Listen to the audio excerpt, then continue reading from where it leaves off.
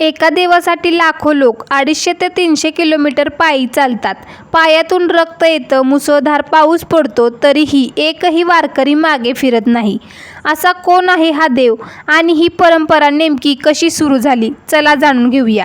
महाराष्ट्रात एक असं शहर आहे जिथे वर्षातून 2दा लाखो लोक एकाच दिशेने निघतात. त्या शहराचं नाव आहे पंढरपूर.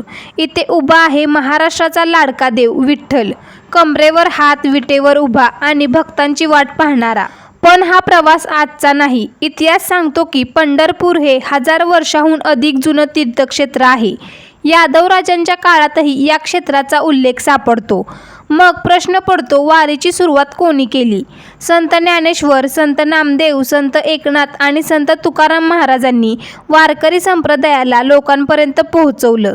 त्यांच्या अभंगांनी सामान्य माणसालाही देवाशी थेट जोडून दिलं. आजही संत ज्ञानेश्वर महाराजांची पालखी आळंदीहून आणि संत तुकाराम महाराजांची पालखी देहूहून पंढरपूरला निघते.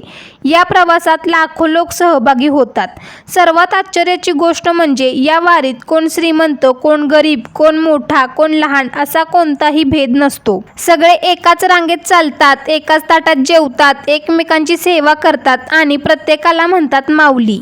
म्हणूनच वारी ही फक्त यात्रा नाही, ती समतेची शाळा आहे, सेवेचं विद्यापीठ आहे आणि भक्तीचा महासागर आहे.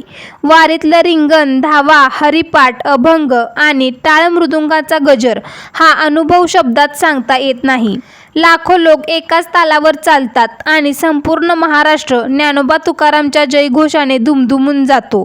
पण या वारीमागचा सर्वात मोठा संदेश म्हणजे देव भेटतो मंदिरात नाही तर माणसात. म्हणूनच वारकरी प्रत्येकाला विठ्ठलाचं रूप मानतो. कदाचित म्हणूनच शेकडो वर्ष झाली, राजे बदलले, सरकार बदलली, जग बदललं, पण पंढरपूरची वारी आजही तितक्याच भक्तिभावाने सुरू आहे. आणि शेवटी एकच, ज्ञानोबा माऊली तुकाराम.